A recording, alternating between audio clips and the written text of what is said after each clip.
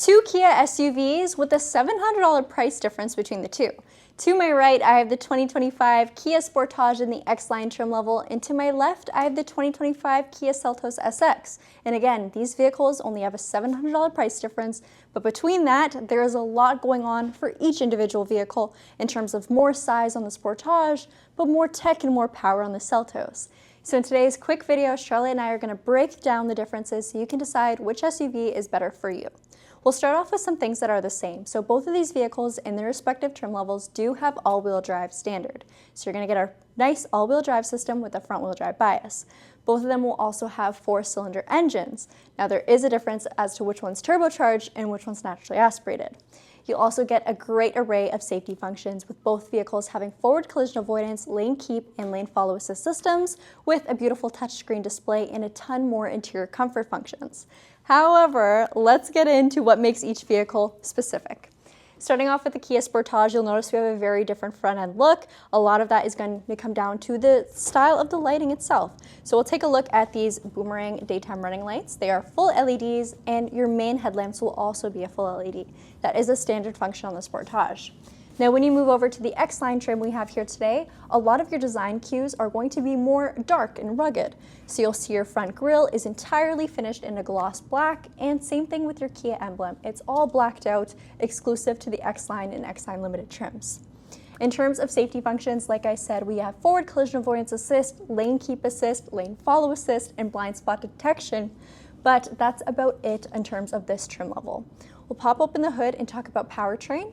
I'll also mention another thing that the Sportage has going for it. So it is the larger vehicle out of the two. It's going to be longer and wider than the Kia Seltos, but it's also going to have more ground clearance. So this vehicle at its lowest is going to have 210 millimeters of ground clearance. A lot of that is going to come due to the tires. This vehicle is also outfitted with larger wheels and tires, which I will show you guys in a second.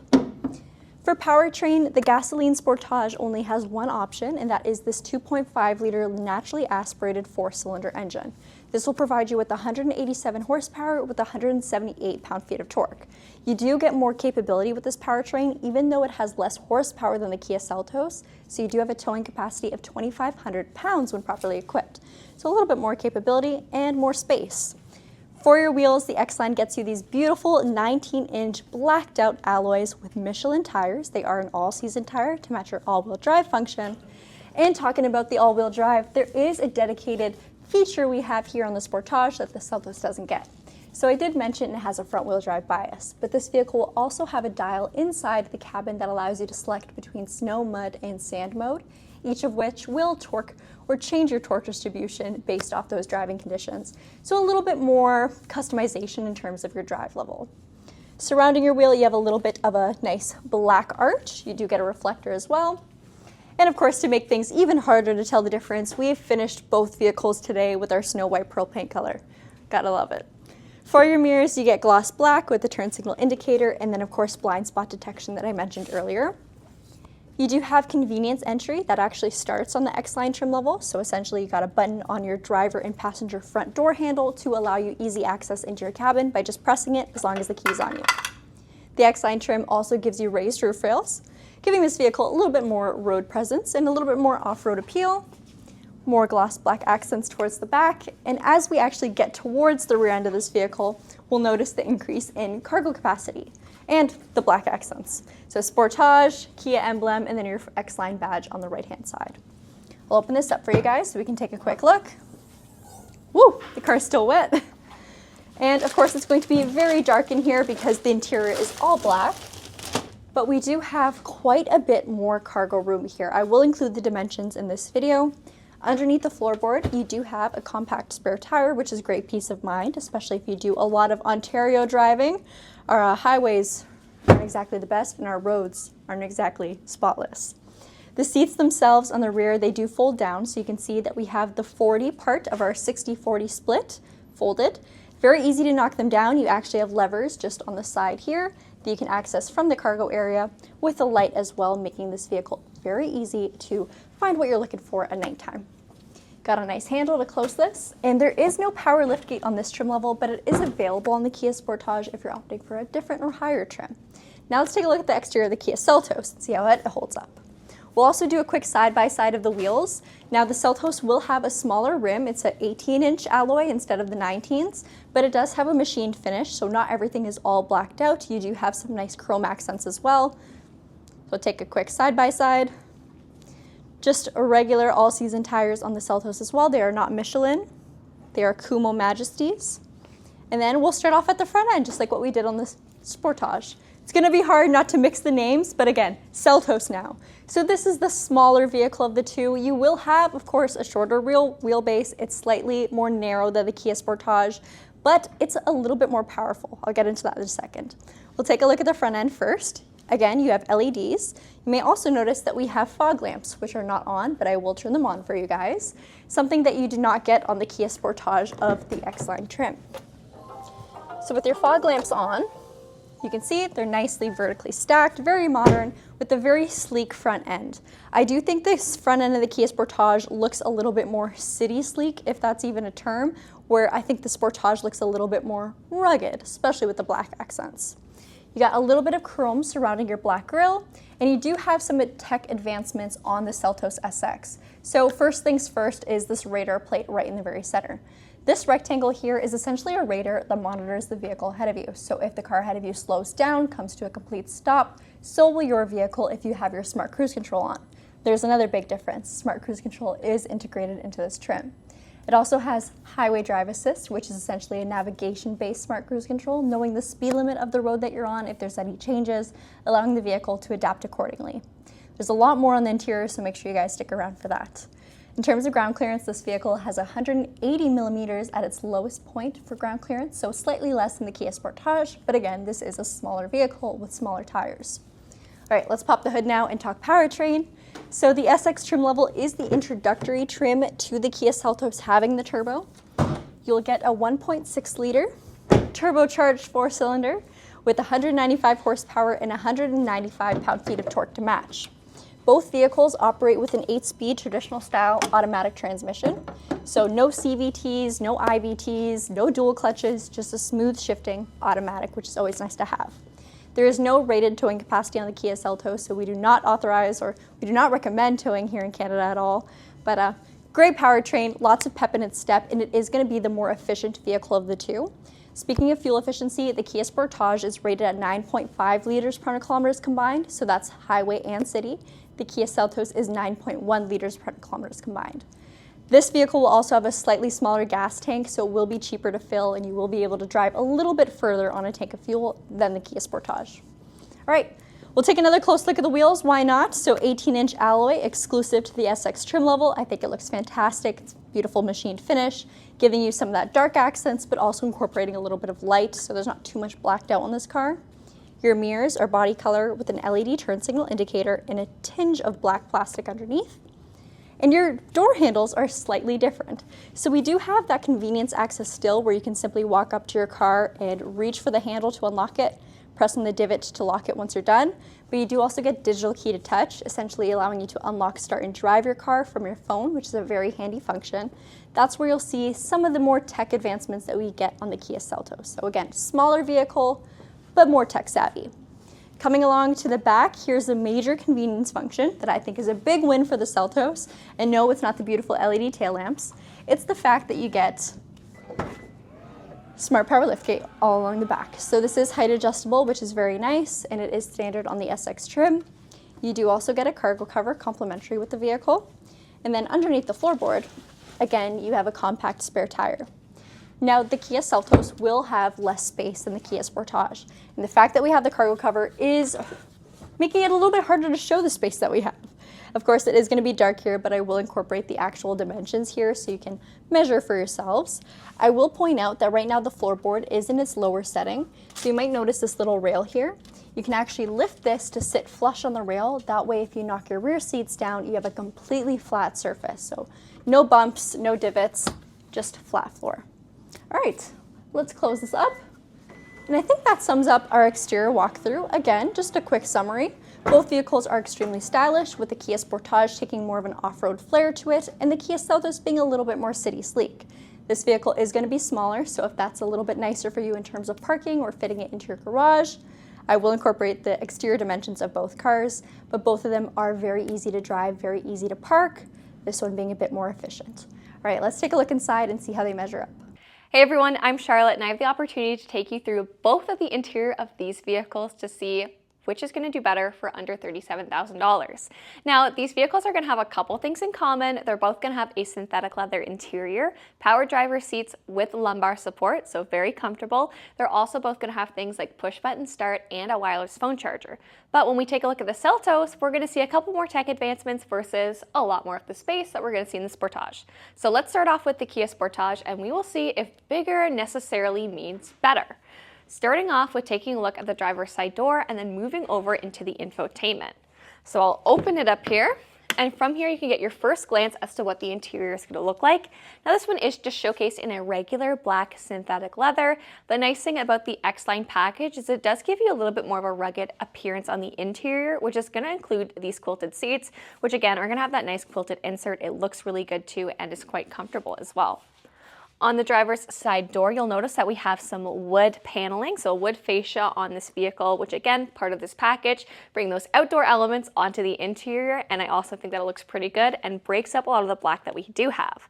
We're still going to see things like power mirrors, an obstacle detecting window with one touch as well, and regular automatic windows for everything else. And then we also just have our regular in-house sound system in this vehicle. But of course, if you are looking for something a little bit more premium, you can go up in the Sportage lineup, but that's not going to fall under the under $37,000 price point mark. So like I mentioned, here's going to be your power driver's seat. You're still able to bring it forward, backwards, up, down, adjust your backrest, and we have that two-way lumbar support too. And then also we'll see things like ventilation, your traction control, electronic parking brake, and of course your brightness adjuster. I'm going to put the vehicle into accessory mode. And from here, you're going to get our first look at what our infotainment and also what our instrument cluster is going to look like. So directly in front of me, I'm going to have a digital style display. So digital for our speedometer and tachometer, which is very nice to see. But this center screen is really going to be what changes. So we have a 4.2-inch screen in the center. And from here, you can see things like your drive info, your driver's assistance is accessible through here as well. And then also your power distribution and tire pressure. All of this is going to be very similar to what we see on the Seltos. Of course, that's going to have a different screen. Steering wheel, it's still going to be leather wrapped and heated, and we have a split between our driving controls and our media controls, which again is going to be the same for both vehicles. I'm going to have Gabby come around, and then I want to focus more on this interior middle portion section, which focuses more on infotainment and overall consumer, you know, your tech, your media, everything like that. Now, I think it's only fair that we spend a couple seconds taking a look at our passenger seat and some of the controls that we do have down below. So there you can go and see them. They are manual, so that is one thing that we don't have. We don't have a powered passenger seat. But now, let me turn your attention towards what I have right here. Now for your multimedia screen, it is 8 inches. It's framed in piano black, and I'm not mad at that because this isn't necessarily a high fingerprint area. The nice thing too is this does have a slight angle towards the driver, and again, that's going to help reduce glare too, but it's not actually giving any curvature to the screen. The screen is still flush in its inlay. From here, you'll notice that you have the opportunity for wireless Apple CarPlay and Android Auto, which I love the fact that you don't need a cord because this is the smaller screen size. And then if you want to go and adjust any of those exterior safety features, all that's going to be done through this screen, which we just took a look at. For climate control, it's going to be pretty simple, and what you see is very much what you get, so it's not necessarily overcomplicated. You can adjust your fan speed, your fan direction, front and rear defrost, and then also, of course, the temperature of the vehicle. In here, you'll also notice your wireless phone charger. We have different options for charging or connectivity with USB, USB-Cs, and a 12-volt. And there's that push-button start that I mentioned for you guys too. Both of the main seats as well, when it comes to comfort, are heated. And then also, your heated steering wheel, which I mentioned. Now, Gabby talked about the fact that you have drive and terrain modes. So both vehicles are going to have drive modes, but this is the only one that has terrain modes. So from here, you can twist this dial. It's going to put it in snow, mud, or sand. Press down, and you can see your 3 drive modes, normal, sport, and smart. Other than that, we're still going to have our cup holders, our center console, and overall the Sportage, because this is a bigger vehicle, I'm obviously going to see more headroom. Also, because I don't have a sunroof in this vehicle, I'm going to have more shoulder room as well and more legroom. But let's take a look at the second row as well. Now, I drove a Kia Sportage for a couple years and I really loved it. I found that this was something that was very, very good for whatever season of life that you may find yourself in, whether you are a young professional who is just starting out and you want something a little bit bigger and all-wheel drive, or if you're actually starting your family, or if you just simply need to be able to tow, use more cargo space because you have some hobbies that require a little bit more equipment or, capabilities. This vehicle really fits a lot of those differences while still being relatively comfortable as well. So for the back, we still have some plastic here, but we have the same quilted inserts in both vehicles for both of these main seats, and it looks really good. I love that it doesn't seem like the design gets forgotten about back here because we still have things like the wood grain trim, and then of course speaker detailing too. For some rear amenities, we have rear ventilation, so getting some airflow back here too. We have a little convenience pocket as well, and a drop-down center armrest with cup holders. And again, because we have no sunroof, fantastic amount of headroom, great amount of shoulder room, incredibly comfortable, and we actually have a pretty wide middle seat. So this is actually the width of the middle seat. If I compare that with what we have for our regular main seats, it's almost the same width. So you really truly have a great amount of space. And a lower hump here in the center because it is all-wheel drive, but definitely not as high as what we'll see in the Seltos. So great amount of legroom and really a comfortable ride no matter what seat it is that you're picking. Now let's go and take a look at the Kia Seltos and some of the main differences that we're going to have there. All right, so let's take a look on the interior of the Seltos because we're going to see a lot more tech. Now this is also going to look a little bit different because it's shown with our gentle brown interior. Now if you still prefer a black interior, don't worry, you can still get that as well. But personally, I love the contrast that having something a little bit lighter on the interior makes. And sometimes it's fun to see something that isn't black for your interior. Now, right off the bat, when we take a look at the driver's side door, there's going to be a couple key differences, namely the fact that we're going to have a premium sound system. So we have a Bose premium sound system in this vehicle.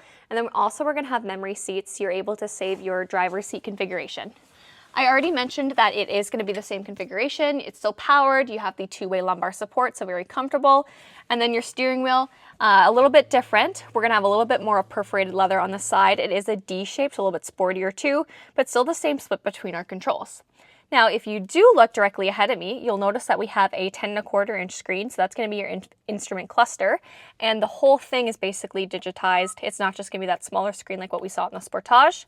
This vehicle also is equipped with integrated navigation from the head unit as well, and it has heads-up display, which I know a lot of people love. I'm not too sure if it's picking up on camera, but essentially it is projected on this glass pane, and from there you're able to see relevant driving information like your speed, the posted speed limit, and of course what safety features or road signs are applicable at that time. Lighting stock and wiper stock, everything like that is pretty straightforward, so I think I'll have Gabby come around and we'll actually talk about what we see in the middle because this is going to be a huge difference. As Gabby came around, you'll probably notice for our seating configuration for our passengers, it actually is powered. So we're not seeing manual, we are seeing a little bit more Lex touches when it does come to this vehicle, but that makes sense. This is one up from, or one below the top trim, so we really are going and seeing all of those premium touches. So for our screen, our multimedia screen, we are operating with the same type of software, but it looks different, or same generation of software, but it looks different. So this is a 10.25 inch screen, so dual 10.25 inch screens. And from here, you can do a lot more through this interface instead of having to go through your instrument cluster. So for example, you're gonna have your navigation, your phone projection, which you are gonna have to use a cable. So it is wired Apple CarPlay or Android Auto. And then some of the other fun features that we have is the inclusion of sound mood lamp or ambient lighting. So that is something that is available on the Seltos but isn't available on the Sportage. And then also you're going to see things like Kia Connect, so Kia's telematics system is also available on this unit.